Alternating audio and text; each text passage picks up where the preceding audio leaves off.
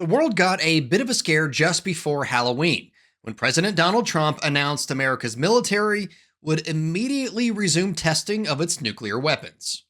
Talking about literally resuming underground nuclear detonation tests. You'll find out very soon, but we're going to do some testing. Yeah, other countries do it.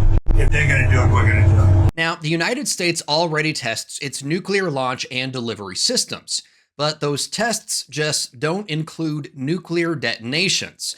And as it turns out, the new testing Trump is referring to won't actually include any nuclear detonations either. At least that's what Energy Secretary Chris Wright told Fox News. That doesn't mean the U.S. can't or won't do underground nuclear tests in the future, though. In fact, every U.S. Congress since the 1990s has made sure the U.S. retain the power to perform underground nuclear testing. So back in 1963, the US and most other nuclear powers signed the Partial Test Ban Treaty, which banned nuclear tests anywhere on land, in the atmosphere, in space, or underwater, but not underground. So it is technically legal for nuclear weapons states like the United States or Russia or China to test underground. Daniel Schaub teaches political science at the University of Nebraska.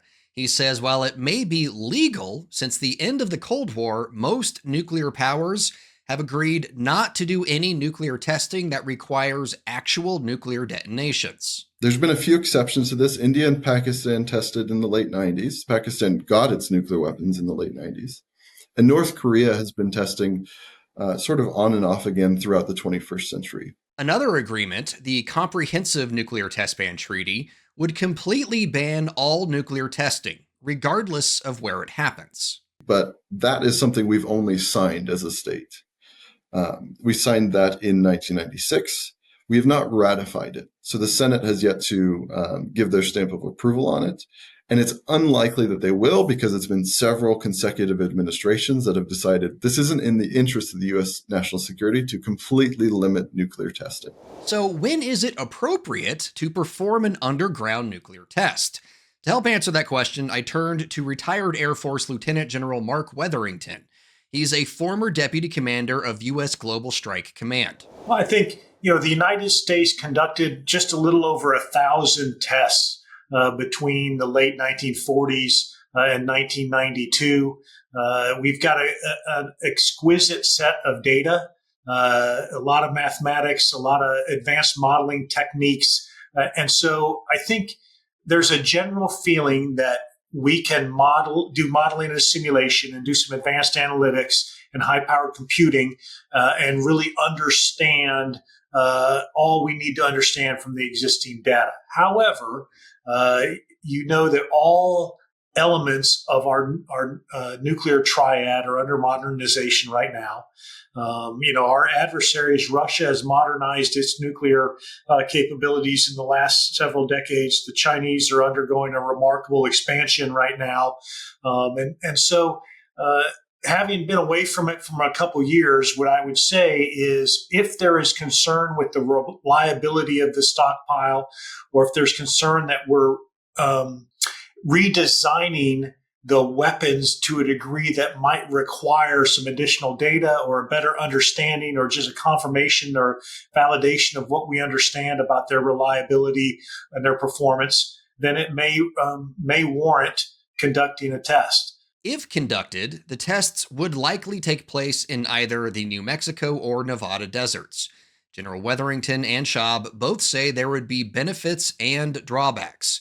New tests means new data, and they could also be used as a form of deterrence, given all the uncertainty in the world. In some ways, nuclear weapons are a familiar thing. They're very big, very powerful bombs that, in theory, hopefully deter other actors from using those very weapons against us. Maybe leaders, maybe the administration's turning to that to sort of mitigate the uncertainty in international politics right now.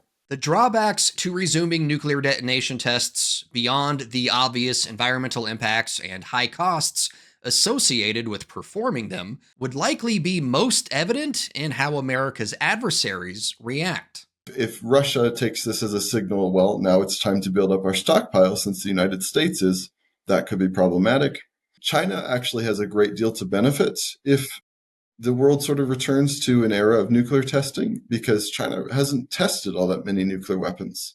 And so they don't really have those sort of refined techniques to predict the effectiveness of these weapons. There's also the possibility of non-nuclear weapon states like Iran, that is potentially seeking a nuclear weapon, that they might take this as a signal to proliferate themselves. And so we just don't know how many of these actors, these foreign states, will interpret what it is that the administration is saying. And it's not like there's not a history of misinterpretation of signals between the US and adversarial nations, right? Yeah, there's certainly a lot of evidence that sometimes we certainly miscommunicate with one another.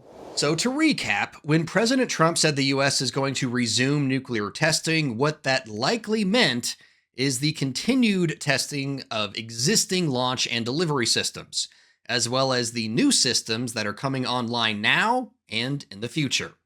For their parts, both Beijing and Moscow deny any part in any recent nuclear detonation tests. Russia did announce some successful tests of a nuclear-powered cruise missile and a nuclear-powered torpedo, but those did not include detonations. China is calling on the US to maintain the current moratorium. For more reporting like this, download the Straight Arrow News app today.